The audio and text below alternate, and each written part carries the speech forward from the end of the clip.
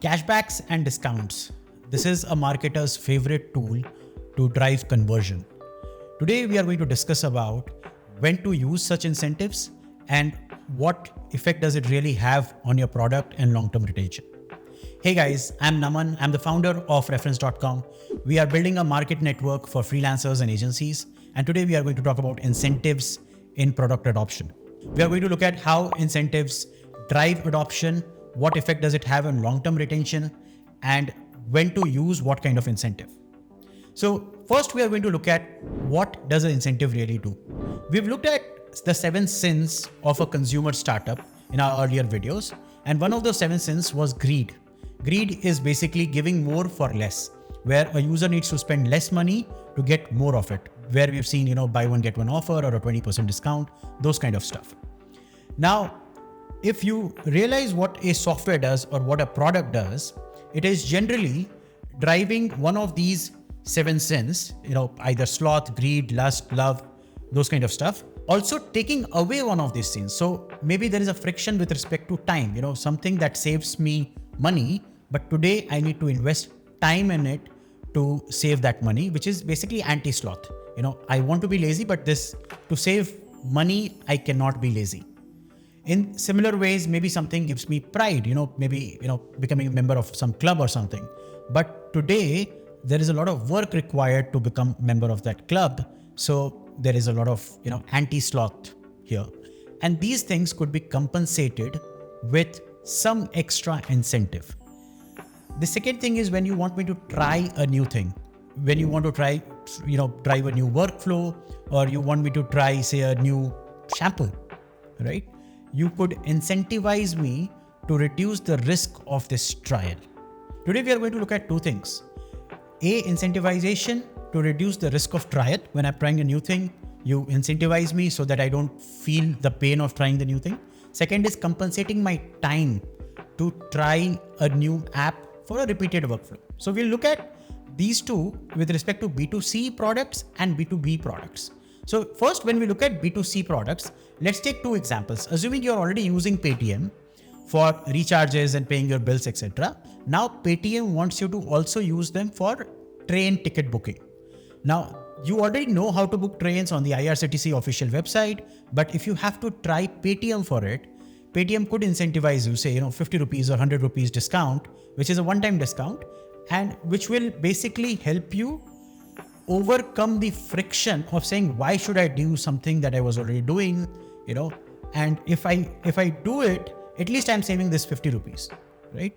So sloth is being compensated with money, and incentives could work here. Now, if Paytm's train ticket booking app, that whole experience is nice, people will stick around, otherwise people will drop off.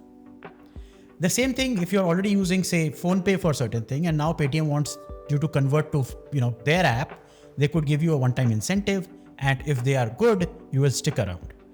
Basically, a user already knows how to do a certain thing in a different way, but you are incentivizing them for their time to make sure that, they try this new thing also. In B2C kind of consumer apps, basically, this works perfectly fine. And this is a great tool to overcome that initial friction. What you're actually promising is there is a guaranteed gratification. If the ticket was of 1,000 rupees, now it will be 950 rupees. This 50 rupees saved is a guaranteed gratification, and incentives work very well in such cases. We'll now look at incentives in B2B sales. In B2B sales, the major frictions are no time, no desire, no need, no money, and no trust. We all know these 5 things. The most important thing here is the no hurry part or the no time part. I need your tool. I've understood everything about it, but I can take it tomorrow. I can take it next week. The procrastination, basically. Now, to short circuit that procrastination, you could give some kind of incentive to this procurement manager where you say, okay, this tool is regularly at $10, but if you take it today, if you pay today, I'm going to reduce the price to $8.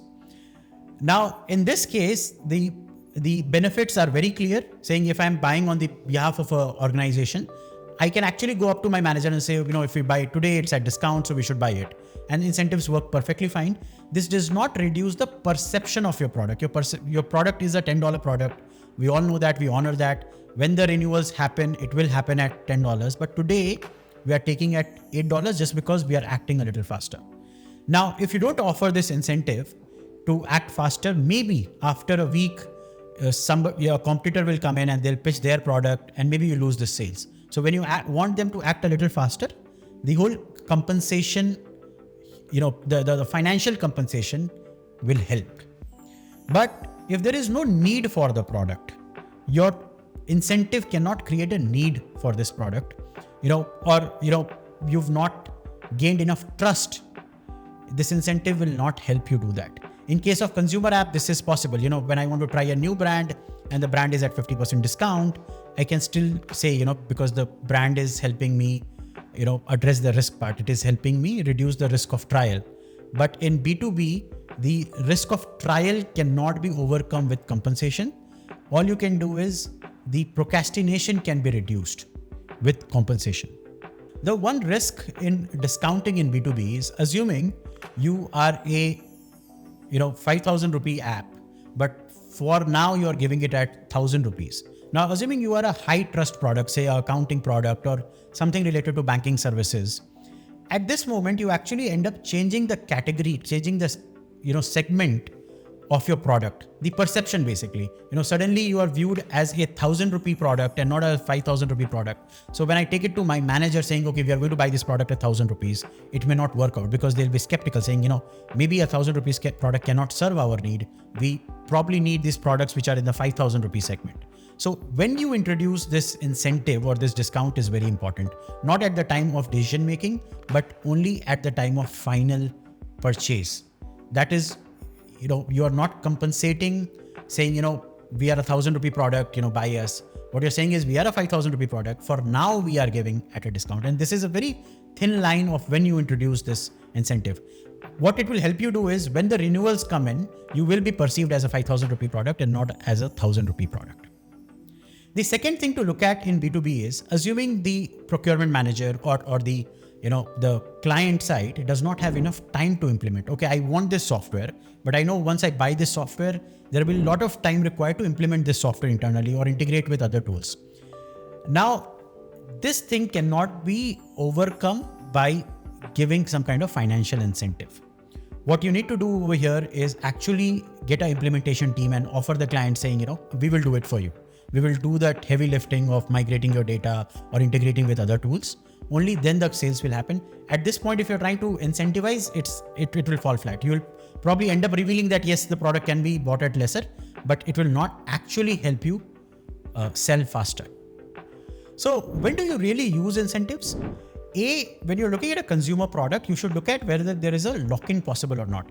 Imagine if I'm getting incentive to try a new mobile recharge website, right? At this point, if I try your website once because there was some incentive, but there is no clear differentiator between you and your competitor, there is a good chance that I'll go back to the old site because maybe, I've tried that 10 times and yours only one time. So there's a good chance that I'll go back to the old site because there is no lock-in. But assuming through some incentive, you've sold me a credit card. Now the chances of me going back to a debit card or a UPI payment after trying credit card will be lesser. So incentive might work. So the data lock-in or some kind of lock-in where, the next competitor has to give you more incentive to try them out will help. In this case, if you give incentive, it is nice because the next person has to give you higher incentive and that means it is creating a higher barrier to entry. Let's say, if you're selling a commodity product, like say you're an insurance agent and the price that you sell at, the brand that you are selling is no different from other insurance agents, or you are say fighting against online sellers. In this case, when you give incentive saying, I'm going to make 30% on the sales, what if I give 5% cash back to the client? Will the client convert? Yes. And at this moment, you're using incentives to convert a commodity product into a competing offering because now my product is, at 95% cost, the other product is at 100% cost. So I automatically win. And when the renewals come in, I can still, sell at the full price. I don't need to give a cashback at that time. So in this case, this whole idea of incentives will work. But if your incentive is differentiating the output of the product. So when I'm selling insurance, whether I buy it at 95 rupees or at 100 rupees, the end output will not be different because this compensation is given by the sales guy. But in other cases, if the value proposition of the end product changes, right? Suppose if I am doing a Forex transaction and you say, okay, first 5 transactions at discounted price, then maybe I will never be able to charge you higher because now I perceive your product as a zero fee product, right? In this case, the incentives has actually changed the value proposition. The product has changed. The product was, 2% charges for Forex transaction. Now you are saying through incentive, I'm going to give it to you at 0% charges. In a B2B setting, this will never work because the B2B client will always go back to their older method saying, okay, that method was more trustable. We came here only for the discount. Now that the discount is gone, we are not going to stick around. So when you apply incentives for driving product adoption, you have to be very careful of what product category you are in and what user friction are you trying to overcome through this incentivization. So if you tried incentivization in your own product to drive adoption, let me know in the comments how did it really work for you. Did it help you drive higher adoption initially, but did the retention really work out? And if the retention really worked out, I would be interested to know what was the category of your product. Was it B2B, B2C, and maybe everybody else can learn from it.